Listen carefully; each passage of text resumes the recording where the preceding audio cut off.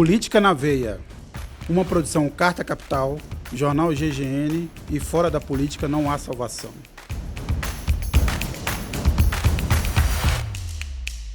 Olá, estamos aqui mais um Política na Veia, dessa vez estamos aqui eu e Cláudio Couto. Cláudio Couto, desconfio que o Nassif foi lá no banco cuidar das suas contas, antes que ele também seja atingido pela lei Magnitsky, né? Ele deve estar transferindo tudo para algum banco, talvez, na China, alguma coisa assim. Aí ele vai É. comprar em yuans. Ou então lá pro BMG em Minas Gerais, que na Minas Gerais não tem essa coisa. O BMG opera ali, imagina, vai operar nos Estados Unidos? Não, né? Não tem perigo, né? Ó, mas cuidado, hein? Vai que o Zema resolve interferir nesse negócio. É verdade, Zema, nosso pré-candidato à presidência, né? Bem, a gente teve aí essa entrevista do Alexandre de Moraes ao Washington Post e teve a resposta da Embaixada dos Estados Unidos. Quer dizer, o Alexandre de Moraes deu uma entrevista muito, vamos dizer assim, clara sobre o que está acontecendo no Brasil. Disse que o processo, que ele não vai se intimidar, que o processo vai continuar. Quem tiver que ser condenado será condenado, e quem tiver que ser absolvido será absolvido, como qualquer outro processo, com os direitos de defesa aí que tem os réus e tudo mais, e ver essa resposta da Embaixada dos Estados Unidos dizendo que vamos lembrar também que, primeiro, chamou o Alexandre de uma relação tóxica, né? Quem tiver relação com o Alexandre de Moraes corre o risco de ser punido pelos Estados Unidos. E a gente teve também essa decisão do ministro Flávio Dino, Couto, que, na verdade, não dizia respeito a esse caso, mas é extensivo a ele, uma decisão que ele tomou dizendo que as leis brasileiras são aplicadas e, portanto, nenhuma lei estrangeira vai se sobrepor às leis brasileiras, o que, obviamente, deixa claro ou abre um espaço. Ainda há uma dúvida se os bancos, eventualmente, que não venham a cumprir essa determinação dos Estados Unidos, serão punidos ou não de alguma forma. E a gente também teve a resposta da Embaixada dos Estados Unidos dizendo que nenhuma lei estrangeira se sobrepõe às regras dos Estados Unidos, que é uma coisa incrível, que é o seguinte: qualquer decisão da justiça americana vale para o mundo, é um império, né? Vale para o mundo, é decisão universal. E qualquer decisão de outro país, decisão, instituição, autarquia internacional, não vale para os Estados Unidos. Essa é a regra, é o seguinte: qualquer regra determinada pelos Estados Unidos é universal, qualquer regra, lei ou instituição fora dos Estados Unidos não deve ser levada em conta. Os Estados Unidos decide se vai levar em conta ou não. A gente tem um histórico aí de como os Estados Unidos acabou com a OMC, os Estados Unidos que nunca participou do Tribunal Penal Internacional, os Estados Unidos que está ali tentando acabar com a ONU, caminha também para detonar a OTAN. Aliás, instituições que ele mesmo, Estados Unidos, se não criou diretamente, foi fundamental na criação dessas mesmas instituições. Então, nós estamos nesse ponto. Agora, de qualquer forma, eu acho que o que a gente viu nas últimas semanas, e tinha sido avisado, inclusive, pelo Eduardo Bolsonaro, é que ia haver uma concentração maior sobre o ministro Alexandre de Moraes e menos sobre o Brasil de forma geral. Nós estamos parados, daqui a pouco a gente vai conversar também sobre o andamento lá das negociações do tarifaço, da seção 301, mas nesse momento parece realmente uma tentativa de constranger o ministro Alexandre de Moraes, mas aparentemente não vai funcionar, não é isso? Eu acho que é isso. Você colocou a coisa de forma perfeita, Sérgio. É isso. Quer dizer, as nossas leis valem para o mundo. As leis do mundo não valem nem no país deles. É isso que eles estão dizendo. Né? Porque a decisão do Flávio Dino, ela nada mais fez do que expressar o óbvio. Claro que qualquer decisão tomada num outro país só vai ter validade dentro do território brasileiro se o Brasil, por meio da sua estrutura institucional, né, dos trâmites devidos, acatar essa decisão.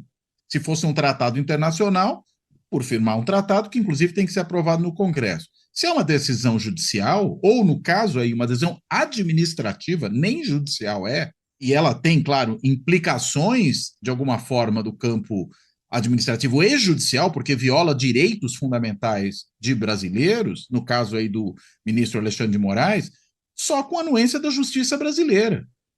E essa anuência precisa ocorrer para ela ter algum tipo de efetividade aqui, inclusive para terceiras partes, né? Para bancos, para empresas, para quem quer que seja que vá se relacionar com o ministro Alexandre de Moraes. Então, o rugido aí do governo americano, inclusive por conta dessa impostura da embaixada americana em território brasileiro, que nem embaixador tem, né, é só um encarregado de negócios, ela é evidentemente uma afronta. Mas é a maneira como governos anormais funcionam. E o que nós temos hoje nos Estados Unidos é um governo anormal.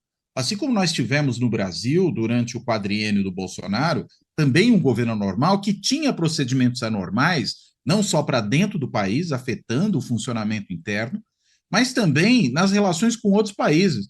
A gente deve se lembrar daquela maneira como o Bolsonaro, por exemplo, se referia à China, fazendo piadinha de mau gosto, falando que a vacina da China era vacina, né, que o vírus era chinês, coisas desse tipo, né, agredindo o nosso parceiro, inclusive com seu filho, Eduardo Bolsonaro, que agora está lá nos Estados Unidos extorquindo o Brasil, também proferindo insultos contra o governo chinês, nosso principal parceiro comercial, ataques que eram feitos à Argentina, né, ao governo então da Argentina, ataques feitos pelo próprio presidente da República à época, destratando o nosso principal vizinho, né, que tem a maior área, né, de fronteira conosco, e além disso, é o nosso principal parceiro comercial na região, né, na América do Sul, atacando também os governos europeus. Veja o que foi dito, por exemplo, sobre a esposa do presidente francês, do Emmanuel Macron, fazendo considerações sobre as características físicas da esposa do presidente francês, quer dizer, uma grosseria absurda, né? Uma misoginia e uma grosseria absurda, uma coisa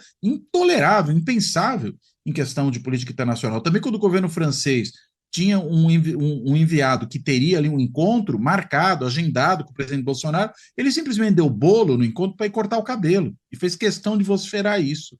Deu bolo também no presidente de Portugal, né, um país europeu com o qual nós temos relações as mais estreitas possíveis por razões históricas e também linguísticas. Deu o bolo, cancelou o almoço sem dar qualquer tipo de justificativa razoável, porque o presidente português havia antes encontrado o então ex-presidente Lula. Então, veja, é um comportamento anormal. E o governo americano tem esse mesmo comportamento anormal também com o governo populista de extrema-direita, só que com a diferença de que eles têm um imenso poderio militar e econômico, operam como império, enxergam a América Latina inteira, e nós, portanto, incluídos, como seu quintal. Inclusive, já foi dito isso pelo Hegseth, né, que é lá o secretário de Defesa, falou textualmente isso, que a América do Sul, a América Latina, são o quintal dos Estados Unidos. Então, eles acham que têm o direito de mandar em todo mundo, e, claro, mais ainda no seu quintal. E é esse o comportamento que vem adotando. Então, quando o ministro Flávio Dino, numa decisão judicial, inclusive que nem diz respeito aos Estados Unidos, diz respeito a uma questão envolvendo a justiça britânica, mas não porque o governo britânico está interferindo no Brasil, mas porque municípios brasileiros ingressaram com uma ação na justiça britânica contra as empresas responsáveis ali pelo desastre ambiental da explosão da represa. Né? Então, a gente sabe a consequência nefasta que isso trouxe e toda a displicência dessas empresas, a Vale, a Samarco, de indenizarem aqueles que foram atingidos, inclusive os municípios. Né? Tomaram essa decisão, há uma decisão da justiça britânica favorável ao pleito dos municípios. O que o ministro Flávio Dino disse é: calma lá, porque esse negócio teria que ser processado pela justiça brasileira para ter validade aqui. É óbvio, é a coisa mais óbvia do mundo. Até porque esse caso também, no caso específico desse processo lá, ele envolve partes interessadas, não só do município, mas concorrentes das empresas brasileiras que se valeram dessa história. Então, obviamente, isso tem que ser validado de alguma medida, pela justiça brasileira. Exato, perfeito, Sérgio. Pode até vir a ser. De repente, a justiça brasileira pode reconhecer a legitimidade do pleito, a adequação dele, e aí validar. Vai ter efeitos aqui. A gente viu, por exemplo, o caso do Robinho, né, que foi condenado na Itália por estupro e está cumprindo pena no Brasil, porque uma adesão judicial de outro país foi validada aqui. O que não dá é para o governo americano acreditar que ele manda fazer e que os outros países que cumpram. Isso pura e simplesmente não existe. Agora, eles podem eventualmente retalhar internamente empresas que operam no Brasil e que operam nos Estados Unidos, que porventura eles enxerguem como mantendo transações com o Alexandre de Moraes, podem. Eles podem vir a fazer isso de alguma forma. Então, vamos ver as consequências que isso traz, né? Principalmente os grandes bancos brasileiros têm, ou se não tem, alguns têm até ação negociada lá, mas tem filiais, tem operações nos Estados Unidos Todos eles, Bradesco, Itaú, Sim. mesmo as bandeiras estrangeiras estão aqui. Não, o Banco do Brasil tem Banco do governo brasileiro, né? Tem do Estado brasileiro, melhor dizendo. Tem sede nos Estados Unidos também, atua lá, né? Os bancos brasileiros, todos, inclusive os estatais, operam com cartões de crédito de bandeira americana, né? Visa, Mastercard. Então, é claro que isso também pode ter consequências. Utilizam o sistema de pagamentos que é, em grande medida, controlado pelos Estados Unidos, né? O sistema de pagamentos internacionais. Então, veja, você claro que pode ter consequências. Quais consequências você imagina, Couto? Eu acho que agora partiu para um pouco de uma escalada de bravata, né? Essa forma como a Embaixada dos Estados Unidos se pronunciou, parece que, na verdade, também tem restrições para aplicar essa lei de uma forma efetiva do jeito que eles querem, que constranger e amedrontar o ministro Alexandre de Moraes até o extremo, sendo que também as decisões não serão deles, ele é só o relator. Esse caso já foi marcado o julgamento, inclusive.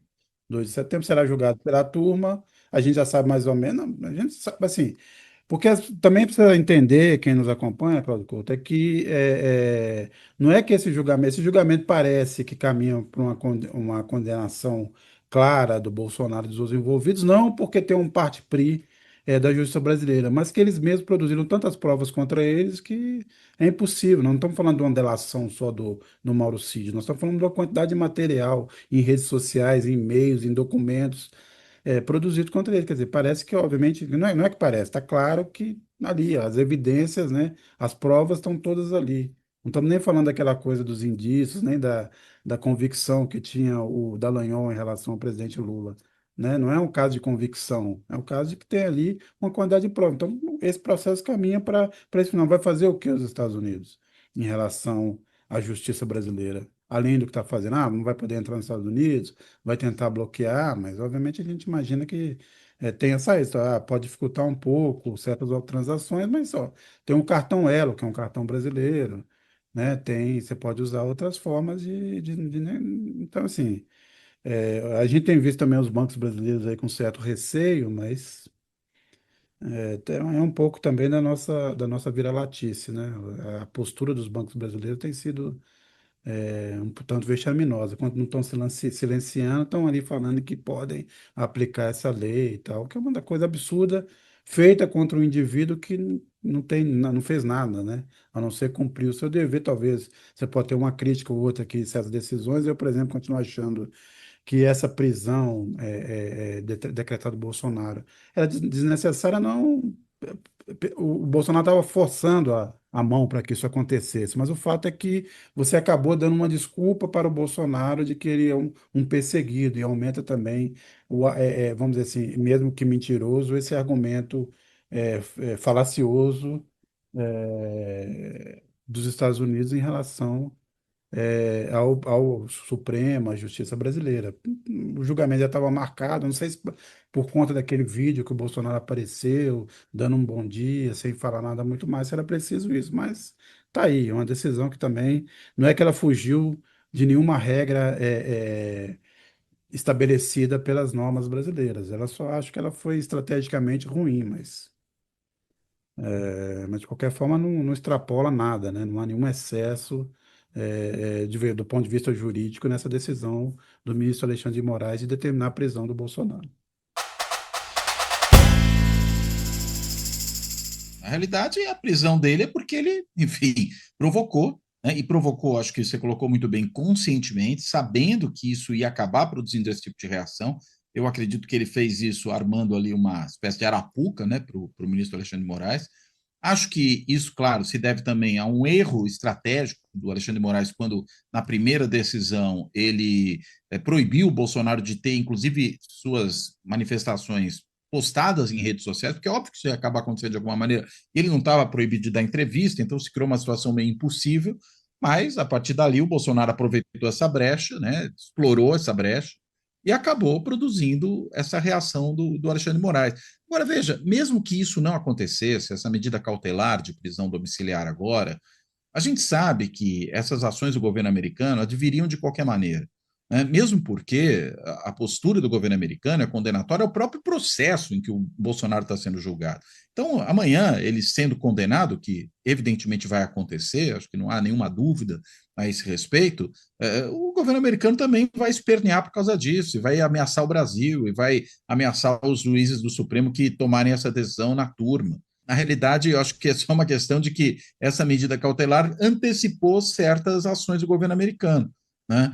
Mas daqui para frente, em compensação, o que mais eles vão fazer? Né? Vão sancionar os outros da turma? Pode ser. Né? Vão o quê? Mandar invadir o Brasil para libertar, fazer o resgate do soldado Ryan, tirando o Bolsonaro do Brasil? O que eles pretendem fazer aqui? Olha, pois é, isso é um bom ponto, porque eu li esses dias duas reportagens, uma da Rolling Stone e uma do La Jornada mexicano, dizendo que é mais sério do que parece essa preparação dos Estados Unidos para invadir o território mexicano com a desculpa de combater os cartéis. Seria um primeiro passo para realmente ir às vias de fato. Lembrando que os Estados Unidos mobilizou tropas em todos aqueles golpes dos anos 60 na América do Sul, mas não chegou ao ponto de invadir, né? Ele mandou navios para a costa brasileira, mobilizou no Chile e tal, mas não chegou às vias de fato. Esse seria realmente mais um ato inédito e mais uma escalada inédita do governo Trump. Então, você está falando do resgate, e eu diria para você que, por mais absurdo que pareça, nos dias de hoje até que é plausível. Não, eu não duvidaria, né? Porque esse tipo de medida recente coloca esse risco. E como eles querem classificar, né, grupos criminosos que existem mundo afora como grupos terroristas, né, a chance deles invadirem outros países não é desprezível.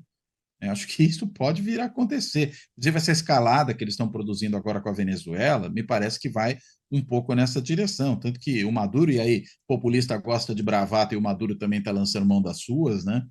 Resolveu mobilizar lá as milícias bolivarianas, né, para se defender de um eventual ataque americano. Isso também é bravata. Mas, de qualquer maneira, a ameaça do governo Trump, inclusive, de eventualmente mandar algum tipo de operação armada para a Venezuela, eu não acho que ela deve ser tomada só como algum tipo de bravata. A gente não está lidando, insisto, com um governo normal, né, e ações translocadas podem vir a acontecer. Lembrando também que vai ter agora essa operação conjunta aí com o Paraguai ali na Tríplice Fronteira, né? Onde paira sempre essa história, não sabemos o quanto é mito e o quanto é verdade, que ali é um antro de financiamento terrorista no mundo, né? Agora, Cláudio Couto, uma coisa que tem aí aumentado, eu acho que tem até no próprio governo uma certa, não diria apreensão, mas uma certa ideia de que, confirmado esse julgamento, a condenação e a prisão do Bolsonaro e a eleição de 2026, uma vitória do Lula, que os Estados Unidos não venham a reconhecer o resultado eleitoral do Brasil. Primeiro, queria ver se você acha de qual a chance disso acontecer e quais as consequências, né? Olha, eu acho que a chance não é desprezível, né? Ainda mantendo, né, a linha da argumentação que eu vinha apresentando até aqui. A gente não está falando de um governo normal, um governo que tem relações, né, que são relações estranhas, para dizer o mínimo, com outros países, não respeitando a soberania desses países, inventando mentiras a respeito deles, né? E claro que ele pode alegar que, enfim, não acredita no resultado da eleição no Brasil, vai falar que a eleição não é legítima porque o Bolsonaro não concorreu. Os argumentos podem ser os vários, né? Que a urna eletrônica não é confiável, assim como ele tentou não reconhecer a eleição no seu próprio país, pode dizer que a do outro também não é uma eleição confiável. Então, na realidade, eu acho que a chance disso vir a ocorrer é significativa. E claro que se isso, porventura, acontece, a gente pode ter consequências graves, porque isso implicaria o quê? O não reconhecimento do governo brasileiro eleito em 2026. E isso, vindo a acontecer, dificulta ainda mais as relações do Brasil com os Estados Unidos. O que isso vai significar? Que os Estados Unidos vão cortar relações diplomáticas com o Brasil? Né? Vai ficar uma situação, no mínimo, bastante precária. Lembrando que o próprio governo brasileiro não reconheceu a vitória, né, do Maduro na eleição venezuelana recente. Não reconheceu, mas ainda assim mantém relações diplomáticas com a Venezuela, que inclusive é um país fronteiriço conosco. né? No caso americano, tendo em vista que esse não reconhecimento não viria de um governo normal, como nós temos no Brasil, mas de um governo populista, consequentemente, isso pode acarretar outras ações mais graves. De repente, ele resolve sancionar o presidente eleito, né? Porque vai falar que é alguém que roubou a eleição, né? E aí começa a estender essas sanções a terceiros. Eu acho que a escalada é a maneira como esse governo americano opera. Ele está fazendo isso para fora e faz isso para dentro, né? Não faz para fora para aqueles que ele reconhece ali, digamos, como outros possíveis impérios nas suas respectivas regiões. Então, não age assim com a Rússia, que tem força atômica, não age assim com a China, que além de também ser uma potência nuclear, é a segunda economia do mundo, e os Estados Unidos dependem, né, das negociações que mantém com a China. Então, nesses outros casos, ele acaba se metendo menos, né? Mas no caso daquilo que eles entendem como seu quintal, onde estamos nós, aí eu acho que a possibilidade de escalar as medidas não é nada desprezível. Aliás, é um ponto interessante que ele ameaçou punir com taxações, e aliás fez em relação à Índia por negociar com a Rússia, colocou também tarifas de 50% para a Índia, eh, ameaça outros países do BRICS, mas não colocou essa tarifa para a própria Rússia, que tem hoje uma tarifa menor do que a Europa, que é o parceiro deles. Aliás, daqui a pouco vai falar dessas negociações lá no Alasca, mas eu só queria lembrar que, bem, o Brasil enviou lá as respostas lá para os Estados Unidos em relação à investigação da seção 301, que são aqueles pontos sobre comércio desleal. São respostas óbvias, mas também não me parece que tem ali qualquer interesse dos Estados Unidos em levar em conta o que o Brasil respondeu, até porque o que os Estados Unidos acusam o Brasil, os Estados Unidos acusam o Brasil não são coisas palpáveis nem verdadeiras, né? Quer dizer, um comércio injusto, quer dizer, a média de tarifa que o Brasil aplica aos produtos americanos é de 2,5%. Você pode ter um ou outro setor protegido. No caso da aviação, por exemplo, não paga a tarifa. O Brasil diminuiu o desmatamento, tem um déficit comercial com os Estados Unidos faz 15 anos. Né? Todos os pontos foram levantados, mas de qualquer forma o Brasil fez o ritual, mandou as respostas, a CNI também, a Confederação Nacional da Indústria, reforçou também levantando os pontos, e a Anshan, que é a Câmara de Comércio Brasil-Estados Unidos, também enviou, mas isso não me parece também ter nenhuma efetividade, ou seja, nós estamos participando também de uma mise-en-scène, de uma encenação, que no fundo vai dar o que os Estados Unidos quiser, quer dizer que o Brasil, como o Trump não cansa de responder, é um parceiro ruim e desleal, né, em relação ao que tem acontecido, né? É isso. Não, e no caso do governo Trump, é exatamente disso que se trata, né? Estamos falando de um parceiro ruim e desleal, desonesto, né? E mafioso, né? Porque extorque os parceiros, né? É mafioso. Isso é extorsão. Eu também vi uma outra matéria, uma outra reportagem muito interessante falando que os países que aceitaram o acordo com os Estados Unidos estão tendo problemas sérios, não só de insatisfação interna da população, como resultados sobre a economia. Não é que a negociação com os Estados Unidos é uma vantagem. Não, ficou pior também do que era antes, quer dizer. É isso, é a ação do mafioso. Eu achaco para conseguir alguma coisa, entendeu? E tem saído isso. Agora, eu só me espanto ainda, Cláudio Couto, é que vendo, obviamente também acho que um pouco aqui essa pesquisa da Datafolha é um tanto quanto distorcida, porque separa o Eduardo Bolsonaro do Jair Bolsonaro, como se a ação não fosse um clã, mas que 35% da população culpe o Lula, o presidente Lula, o governo Lula, pelo que está acontecendo. É realmente o rabo abanando o cachorro, né? Esse tipo de coisa. Mas é oportunismo, né? Na realidade, eu acho que ao fazer isso, o Tarcísio, digamos, tenta resolver dois problemas, né?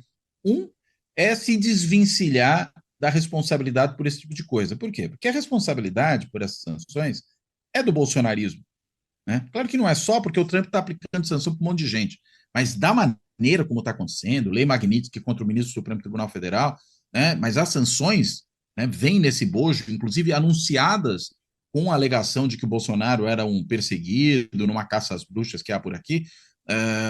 O bolsonarismo é responsável por isso. E o Tarcísio de Freitas é bolsonarista. Portanto, ele é corresponsável por isso. Ele está, na realidade, querendo livrar a cara dele, jogando a responsabilidade no governo federal, que, na verdade, é vítima dessa ação do bolsonarismo. Então é uma inversão completa, por isso que eu falo que é o rabo abanando o cachorro. Está invertendo por completo a situação. Então, ele tenta se livrar dessa responsabilidade. E segundo, evidentemente, e aí, digamos, não é a questão, vou colocar assim, negativa de se livrar da responsabilidade, mas é positiva. Está, na realidade, fazendo campanha para o seu próprio movimento, para o bolsonarismo, né? Reforçando o seu próprio movimento. Né? O Tarcísio de Freitas, né, é aquele cara que dissimula o seu extremismo por baixo de uma carapaça de tecnicismo. Né? É um técnico, é um gestor, alguma coisa assim, mas na realidade é mais um extremista. Né? Até foi noticiado esses dias que ele, por exemplo, que provém do meio militar, se refere aos não militares como paisanos, ou seja, ele não fala isso em público, mas entre os seus fala. Né? E é alguém que a gente viu, acusou, né, o Supremo Tribunal Federal de tomar uma decisão absurda, né, disse que o Bolsonaro não fez nada, que é um grande líder. Ou seja, é um extremista também, mas é um extremista disfarçado, né, de gestor, de técnico, de ponderado, tem aquela fala mansa, exceto quando pega o martelo de leilão, né, que aí ele fica doidão. Mas tirando isso, né, tem essa pose aí de alguém técnico, mas está, na realidade, fazendo essas duas coisas, tentando se livrar da responsabilidade que é dele e jogando água no moinho do movimento extremista do qual participa. Bem, eu mencionei um pouco antes essa negociação que está acontecendo no Alasca, né? Primeiro a reunião do Trump com o Putin, depois a reunião do Trump com o Zelensky, e na verdade é uma espécie de, vamos dizer assim, seguranças que o Zelensky dessa vez levou alguns líderes europeus para ver se não passava tanto vexame. O Zelensky que inclusive resolveu se vestir um pouco melhor depois de ter sido criticado por seu para a forma como como apareceu na Casa Branca, agora dessa forma ele colocou um paletó e tal. Tá parecendo um militar num dia de festa, assim, ou de folga, né? Ou de dia de receber medalha. Foi lá, mas a coisa continua do mesmo jeito, quer dizer. Na verdade, Cláudio Couto, o que está acontecendo é que provavelmente o Trump vai entregar uma vitória para o Putin nos termos gerais que o Putin queria, ou seja, ficar com os territórios que ele já tomou, incluindo a Crimeia, o Donbás e tudo mais, e a Ucrânia não vai entrar na OTAN, além de se comprometer a pagar uma fortuna pelos Estados Unidos por compra de armamento e também de ter cedido toda aquela área de mineração. Eu, mal comparando, me parece aquela divisão pós-guerra da Alemanha, mal comparando, né?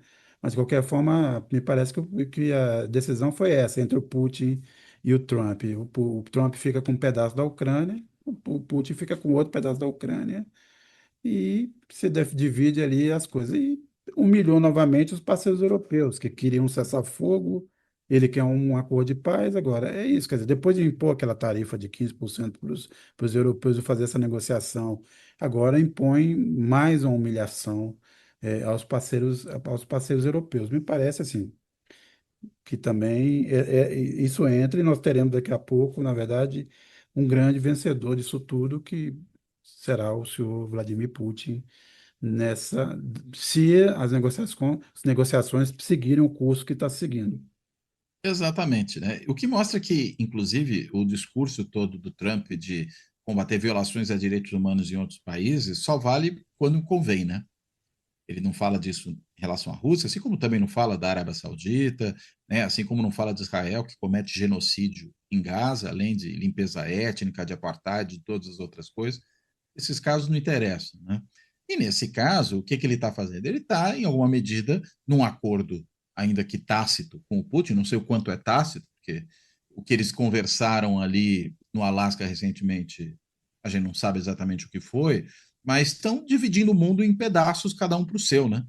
Então, de alguma maneira, o que ele está dizendo para o Putin é que a Europa é dele, né? E está, de alguma forma, colocando que a América é sua, a América inteira, né? Não só os Estados Unidos da América, né? Mas todo o hemisfério, de alguma maneira, é seu. E, pelo jeito, admite que a China seja a dona ali do seu pedaço também. E, ao entregar a Europa de bandeja, é o que você colocou, né? Não só, né? Você tinha falado antes, né? Ele aplica tarifas à Europa Ocidental, né? Parte da OTAN, inclusive, em grande medida, da União Europeia. Ele aplica tarifas superiores àquelas que ele aplica à Rússia, que ele resolve indiretamente sancionar quando vai punir a Índia. Olha como ele, na verdade, está entregando de bandeja para o Putin uma vitória militar num contexto em que, evidentemente, a Rússia é uma força invasora. Né? É claro que foram lá e ficaram cutucando a Rússia com a história da OTAN, sendo que havia aquele acordo do fim da União Soviética, de que a OTAN não chegaria até ali, e esse acordo foi rasgado. Isso é importante ser observado. Né? Agora, talvez o Putin fosse encontrar uma outra justificativa para empreender essa ação de aniquilação, né, da Ucrânia, sabe-se lá de quanto, porque hoje são esses territórios, não se sabe amanhã se serão outros, que ele vai de alguma forma reivindicar, entendendo a Ucrânia como parte da grande Rússia ou coisa do tipo, até porque, né, a grande Rússia nasce em Kiev, né, nasce ali, onde hoje é a capital da Ucrânia. Então ele pode amanhã vir também reivindicar isso. E o Trump está, na realidade, operando nessa linha. É um estrago nas relações internacionais que está se produzindo imenso, né? Incomensurável nesse momento, porque não se está implantando o multilateralismo, muito pelo contrário, ele está sendo ainda mais desmantelado do que já foi em anos recentes, né? E ele está, na verdade, imaginando que o mundo possa se dividir talvez aí em três grandes impérios, né? O que ele controla, o que a Rússia controla e o que os chineses controlam. Eu acho que eu acho que tem um pouco isso, realmente você dividir o planeta em regiões de influência de três grandes forças, que me parece que sempre foi o que ele respeitou, né? A Rússia e a China. O resto agora, primeiro, espanta que a Europa continue com esse comportamento. Obviamente, a gente sabe que historicamente a Rússia sempre foi o grande temor da Europa, né? Pelo seu tamanho, pelo que ela representou em vários momentos da formação ou das disputas na Europa. Mas o fato de que continua tratando os Estados Unidos como se fosse um aliado é que a Europa precisava acordar para isso, né? A Europa, ao longo do tempo, deixou de ser aquele parceiro dos Estados Unidos que era uma espécie de voz moral, né? Que impunha, certo, pelo seu comportamento e pelas decisões que tomava, uma certa respeito às normas, aos direitos humanos. Ela sempre funcionou, de certa forma, como esse entrave para os Estados Unidos. E ao longo do tempo foi virando uma espécie de subserviente, de empregado, né? De mordomo dos Estados Unidos. E esse comportamento do presidente do secretário-geral da OTAN, o Mark Rutte, que chega a chamar o Trump de papai, o papai está certo, uma coisa, inclusive, muito freudiana, né? É que a Europa precisa entender. Ela trata como se só tivesse um lado que fosse inimigo. Eu acho que ela está numa encalacrada. Até os Estados Unidos, a gente já discutiu isso aqui em outros momentos, já entendeu, pelo menos, o pensamento geopolítico reacionário ou conservador dos Estados Unidos já diz há muito tempo que a Europa não conta mais. Sim, A exatamente. Europa não é mais um espaço de disputa, seja territorial, econômico ou militar, que o eixo é outro. Aliás, recentemente teve um vazamento de uma fala do J.D. Vance, né, o vice do Trump, falando exatamente isso. Então, assim, já tem. Se você pega a história do pensamento republicano sobre geopolítica há muito tempo, não é de hoje, desde os anos 80, já se nota isso, né? Que, na verdade, os Estados Unidos quer transferir essa disputa ali para o mar da China, onde estão os outros pontos, para certos pontos do Pacífico e tal. Então, é também um momento muito. Porque garantindo essa vitória do Putin é isso, deixa as portas abertas, né? Quem garantirá no futuro? Ah, vamos ter um acordo permanente de não agressão. Quantos acordos de não agressão já existiram e que em pouco tempo Rasgados, né? foram jogados na latrina, né? Rasgados. Então, é um histórico sobre isso. Bem, a gente também teve aí no fim de semana o primeiro turno das eleições na Bolívia, e depois de 20 anos de um domínio aí da esquerda, que foi interrompido só por aquele golpe de 2019, nós vamos ter pela primeira vez desses 20 anos uma disputa entre dois candidatos de direita, que o jornalismo brasileiro, por cacuete, por falta de palavras, define um como de centro e o outro como de direita, mas na verdade um é de direita e o outro é de mais de direita ainda. Então é o Rodrigo Paz, né? Que seria o centrista, mas na verdade é de direita.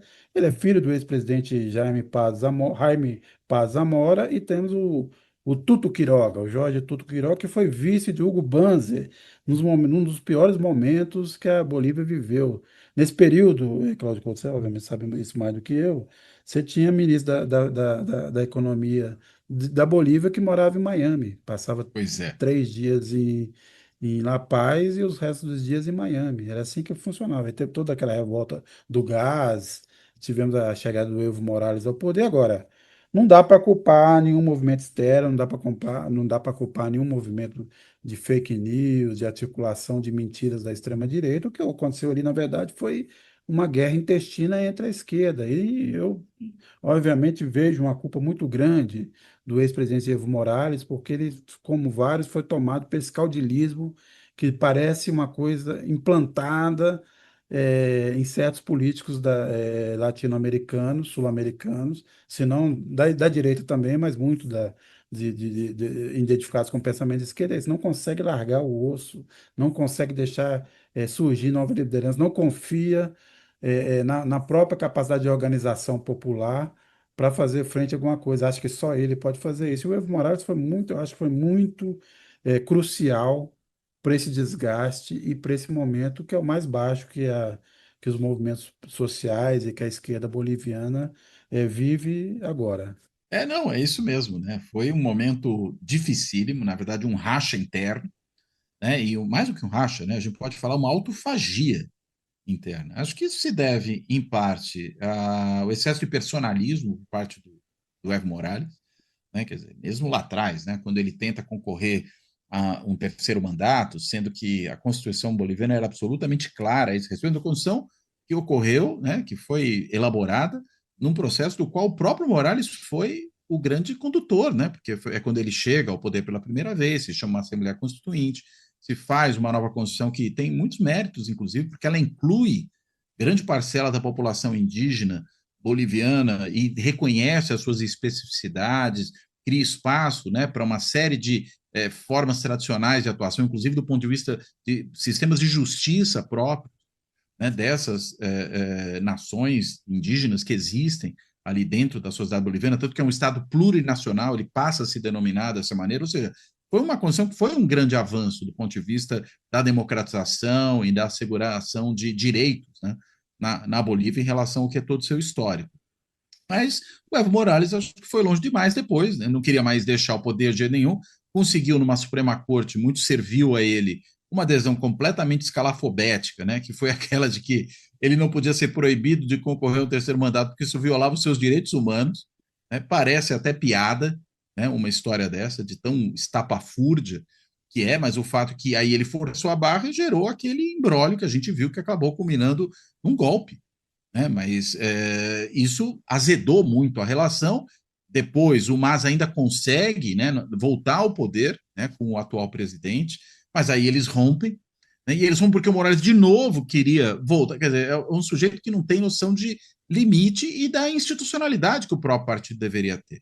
E essa escalada acabou conduzindo essa autofagia, né, a uma crise, inclusive, do ponto de vista do funcionamento do governo. Hoje a Bolívia enfrenta uma situação difícil também economicamente, e todo esse cenário abriu espaço para esse crescimento da direita, né? Como você bem colocou, né, de um candidato de uma direita, digamos, tradicional, né, e de um candidato de uma extrema direita. Né? A Bolívia não está, evidentemente, livre disso. Né? E esse candidato de direita tradicional, inclusive, ele não aparecia sequer nas pesquisas, nas sondagens que eram feitas antes, como alguém que iria para o segundo turno. Ele foi a grande surpresa porque chegou em primeiro, né, na disputa de primeiro turno. Enfim, acho que a gente vai ver, e acho que ele ainda é o favorito para essa disputa, justamente por não ser o candidato da ala extremada da direita, a gente vai, enfim, ter aí um período de alternância no poder na Bolívia e uma oportunidade na oposição para a esquerda se repensar, né? E ver se consegue, vamos dizer, juntar os caquinhos que ficaram de toda essa conflagração interna e, eventualmente, enfim, voltar ao poder um pouco mais à frente. Né? Então, o que mais é impressionante e talvez mais deprimente nessa situação toda é que depois do golpe você teve eleição, o MAS venceu as eleições, voltou ao poder, os golpistas foram punidos, a Janine Áñez, que se autoproclamou presidente, está na cadeia, quer dizer, você estava num processo de reconexão do país com os seus valores e com os princípios democráticos, e aí você tem descamba, né? O Evo Morales começa a fazer essas viagens pelo país, organizando, rompe com o Arce, aí depois a gente tem aquele, até hoje mal explicado, tentativa de golpe, que a gente não sabe se aquilo foi realmente, porque é tão estapafúrdio, é tão primário aquela coisa, daqueles militares na porta do Palácio Queimados, que depois não deu em nada, saíram logo, e depois tem todo aquele anúncio do Arce, e a coisa foi escalando entre os dois, de acusações mútuas, né?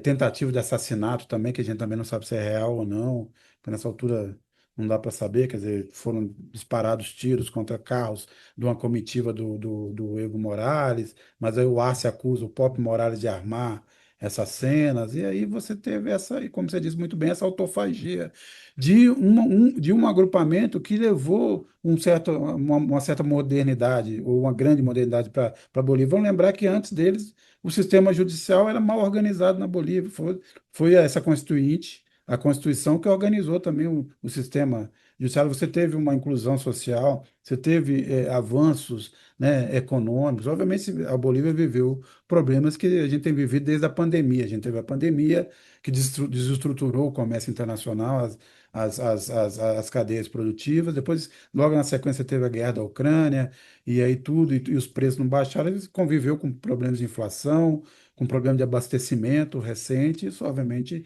cansou a população. Que vinha dando, ou pelo menos a maioria vinha dando um apoio grande. Todo esse movimento golpista tinha se retraído um pouco. Lembrar do Mátio Camacho, por exemplo, que nem agora está em nada, não aparece nada, não foi nada decisivo nessa disputa, mas estamos diante dessa situação. Que é isso, né? Agora o MAS, de certa forma, vai ter que se repensar. Mas é esse ponto, Cláudio Couto, que eu acho que se também acontece na Venezuela, e em certa medida eu diria até com aspectos diferentes no próprio Brasil, no PT. Agora a gente deve lembrar também que como desde das denúncias do Mensalão, como a liderança do PT, que historicamente poderiam vir a substituir o Lula, foram retiradas do jogo político, mas o fato é que também aqui no Brasil, o campo progressista depende de uma figura. Essa figura ganhou, que é o presidente Lula, ganhou a eleição em 2022 e a grande esperança para 2026, né? Sem ele, o jogo fica muito mais difícil. E temos também a mesma dificuldade de renovação. Talvez não chegue a esse ponto, o Brasil, do ponto de vista do processo democrático, está muito mais consolidado. Mas pensemos também na própria Cuba, né? Cuba, que também tem essa dificuldade de confiar na maioria da população para tomar suas decisões, né? Então, uma coisa, foi Fidel, depois o Raul, agora temos o atual presidente, todos brancos, inclusive, num país de imensa maioria negra, né?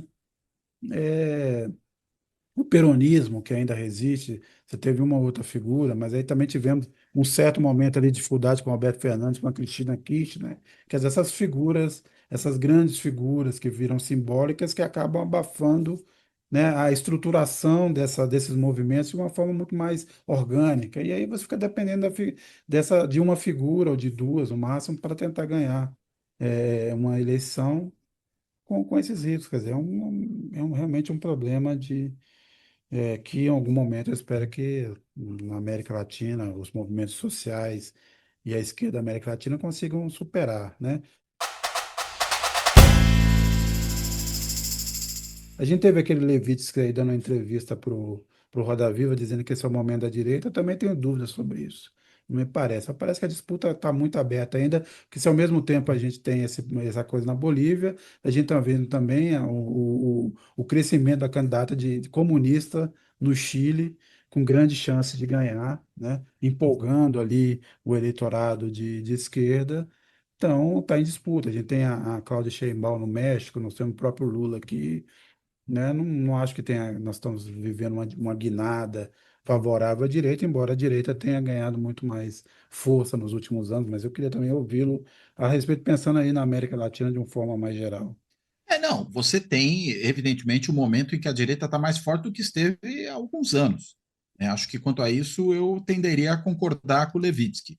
Daí a não haver competição política, eu acho que vai uma distância.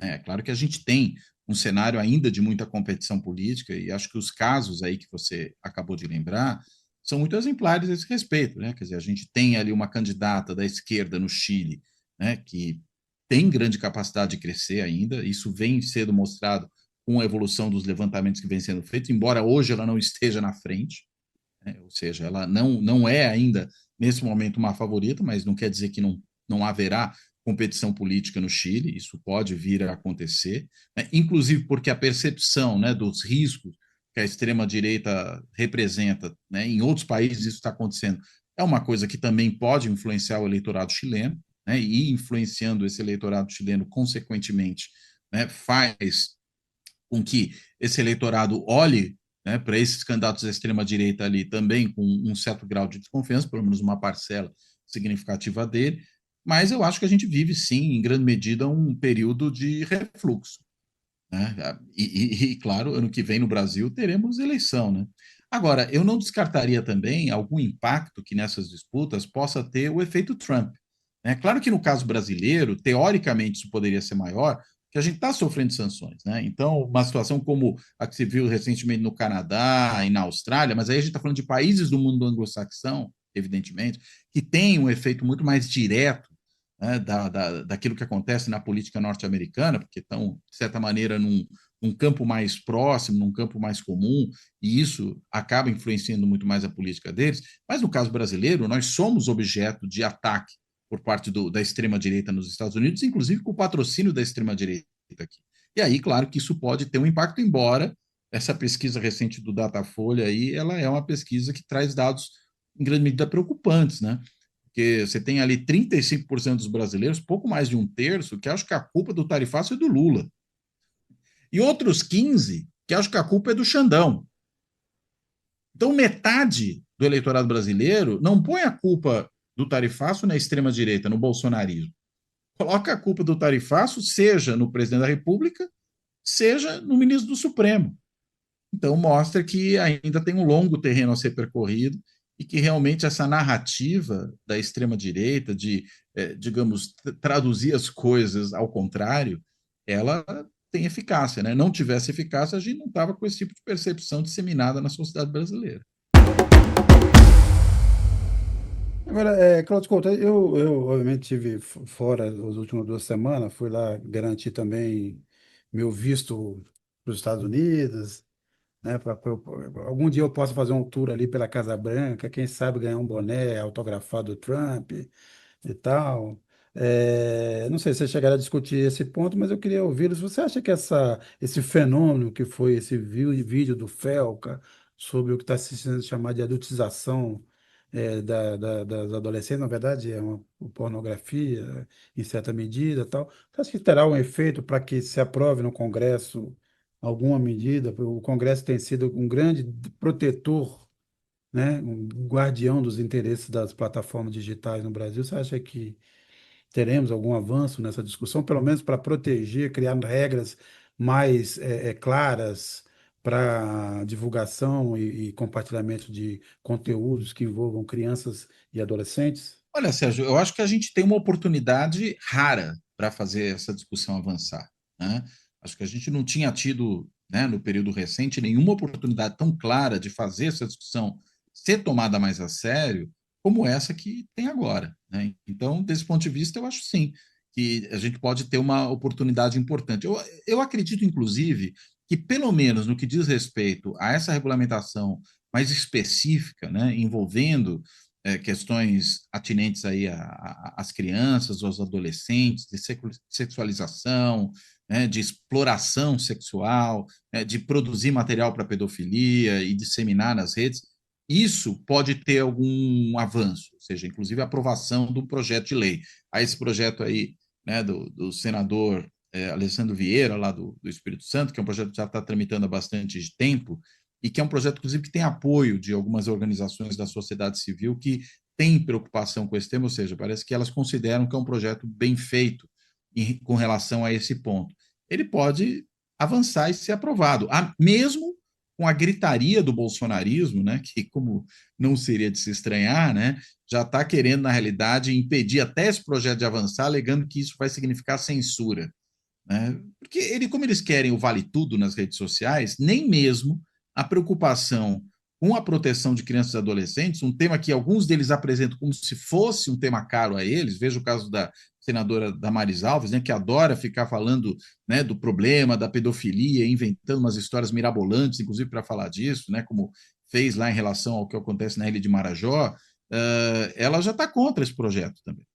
Ou seja, é muita hipocrisia, né? Porque na realidade o que eles realmente desejam é o vale tudo, né? A lei da selva no contexto das redes sociais para poderem disseminar desinformação, discurso de ódio e assim, né, manterem essa polarização radicalizada que a gente vive no país, né, manterem uma grande parcela da população também muito radicalizada à direita, né, e produzirem ruído e gerarem coisas como essa que eu acabei de falar, né, essa percepção completamente alucinada que setores da população têm a respeito da realidade, como, por exemplo, achar que ou o presidente do Brasil ou o ministro do Supremo é que são responsáveis pelo tarifaço do Trump, e não o Trump, propriamente dito, e a extrema-direita aqui dentro que, né, se compõe com ele. Então, é para isso que eles querem esse vale tudo das redes e danem-se, segundo esses aí, as crianças.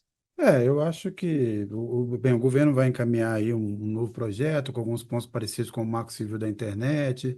O Supremo também tomou algumas decisões, mas ainda tem muitas brechas e muita abertura, né, para o comportamento ou para a não punição das Big Techs, né? Essa vai ser uma discussão. Vamos ver também, como você lembrou bem, esse clima desse momento do país. A extrema-direita tem outra pauta no Congresso que interessa, na verdade, que é a anistia e o fim do foro privilegiado, é só por isso que eles se movem, mas eu concordo, realmente uma oportunidade, mas a gente também deve lembrar que quantas oportunidades a gente anda perdendo ou tem perdido ao longo do tempo, e essa pode ser mais uma. Exato. Cláudio Couto, foi obviamente uma honra tê-lo aqui, esperamos que o Nassif esteja aqui na próxima semana, e vamos lá, e também agradeço quem nos acompanhou, quem nos ouviu até agora. Vamos ver se ele volta, né? Se vai, que ele vai, tenta isso tudo aí, é detido lá, né? Vai para aquela prisão do Jacaré, não. Torce pro Nassif tá aqui inteiro na próxima. Aliás, a prisão do Jacaré a construção foi interrompida por problemas ambientais. Ah, é? Está nesse momento paralisado porque houve ali, algumas entidades de ONGs ambientais moveram um processo porque é numa área de pântano. Então, mas obviamente vai cair daqui a pouco, mas está nesse momento parado a prisão lá do Trump. E vamos ver também os próximos capítulos dessa história toda, né? De como vai andar, mas lembrando que o Alexandre de Moraes é daqueles que é de um tipo que, quando provocado, dobra a aposta, né? Então, vamos ver até onde isso vai. Cláudio Couto, até a próxima. E quem nos ouviu também, até a próxima. Até a próxima, Sérgio. Até a próxima também aí para os nossos seguidores e ouvintes.